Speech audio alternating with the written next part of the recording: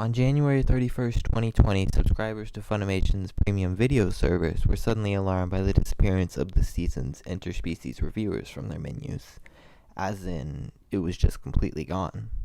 Not only was it missing from the streaming apps, but the main page on the official website was missing. Funimation had also stripped almost all mentions of the show from their social media, except for the initial announcement post. The initial reaction to both of these things could be that it's a glitch, or perhaps something a little worse for Funimation, such as issues with one of the Japanese companies. However, the story took a sudden turn when Funimation, in response to an email from a concerned subscriber, stated that they had decided to pull the series because it fell outside their standards. We had the utmost respect for our creators, and so rather than substantially alter the content, we felt taking it down was the most respectful choice. Now, that statement really doesn't give us a lot to work with. What exactly are Funimation standards? Well, we know they've been no stranger to the ecchi genre. They have an entire fan service category on their streaming service to make it easier for people to find the risque content they're looking for. They've also hosted on multiple occasions something called the Funimation Peep Show at conventions, which is, well, exactly what it says on the label, an isolated collection of the raunchiest clips from Funimation's raunchiest titles. It's hard to argue that the intent of such a show is anything more than softcore pornography. Funimation's not even a stranger to titles that have been feared to be legally dubious due to the ages of the characters. Back in 2010, they initially announced their plans to make some minor edits to the series Dance in the Vampire Bun for both streaming and home video. However, after an immediate backlash and repeated plans to boycott the release flooded message boards, Funimation would put Vampire Bun out uncensored on home video the next year. And amazingly, the world did not end. It had no problems being released uncensored even in countries that are considered strict about what could be considered lolicon content, including the United Kingdom, Australia, and New Zealand.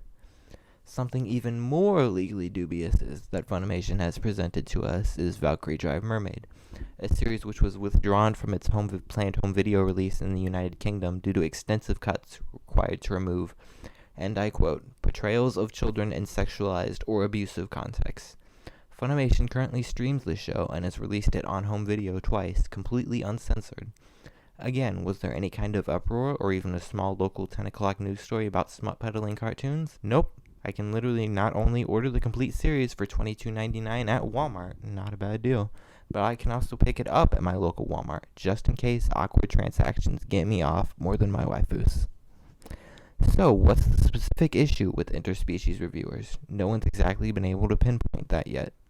Yes, it contains scenes of graphic sexual content, but we've already established Funimation is no stranger to that.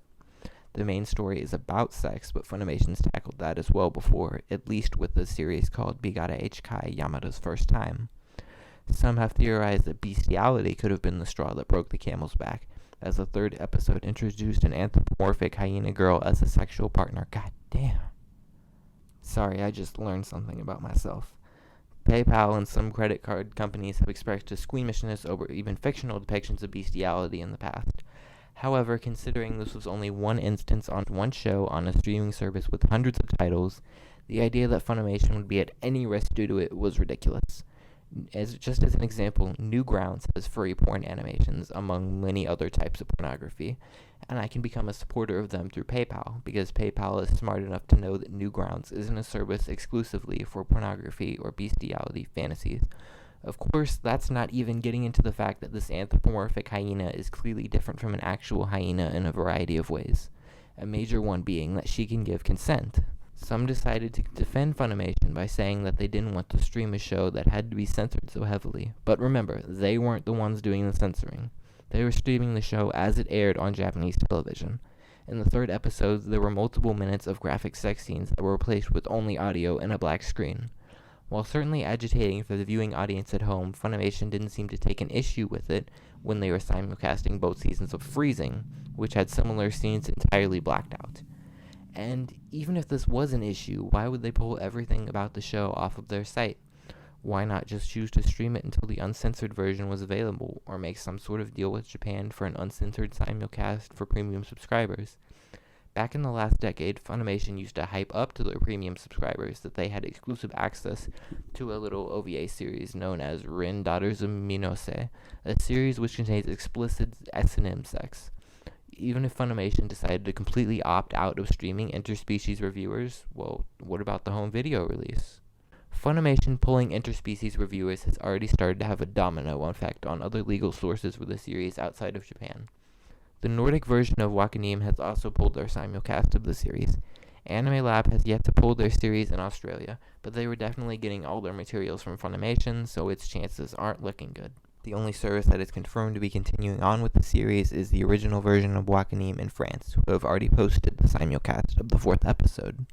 Wakanim is a part of Aniplex, which is owned by Sony. Sony also has a majority stake in Funimation.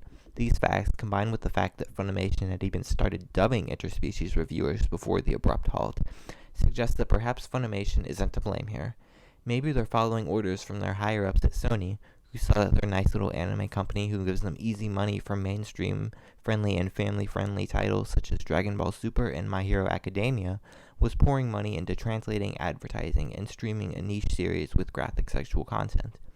This would also answer the question of how did Funimation not know what they were getting into with this? Well, they did. They just forgot to tell their bosses what was going on. Maybe Sony felt a little uncomfortable with Interspecies reviewers being under their company, which, well... You know, I'm noticing a complete lack of balls in this room. But wait, why is the French version of Wakanim still streaming Interspecies reviewers if it's owned by Sony? Well, either the message got lost in translation, or someone at Sony is somehow dim-witted enough to throw away money, but smart enough to recognize that France is a country with very different values from the United States. The French Movies Rating Board rated Blue is the Warmest Color, a film which contains multiple explicit, and I mean explicit, heterosexual and lesbian sex scenes as suitable for ages 12 and older. While most other sites were emphasizing that Interspecies reviewers is for mature audiences only, including the Nordic version of Wakanim, the French Wakanim site only carries a rating to the side which roughly translates to parental guidance suggested. With these factors in mind, someone might have made the purposeful decision to let France continue on with the simulcast. Funimation has left the air around the series with speculation, and it seems they would rather pretend the series doesn't exist instead of actually addressing what was behind making the swift decision they did. This sets a worrying precedent for future ecchi titles, and will likely leave fans of said anime hoping they don't go to Funimation. Some have speculated that Sentai Filmworks, current license holder of Monster Musume and co-author of Stigmata, will swoop in to continue the simulcast and future North American release of this title, which I also hope for. But for now... Do what you want, 'cause a pirate is free. You are a pirate. Yar har fiddle-dee-dee. Being a pirate is a wretched deed. Do what you want, 'cause a pirate is free. You are a pirate.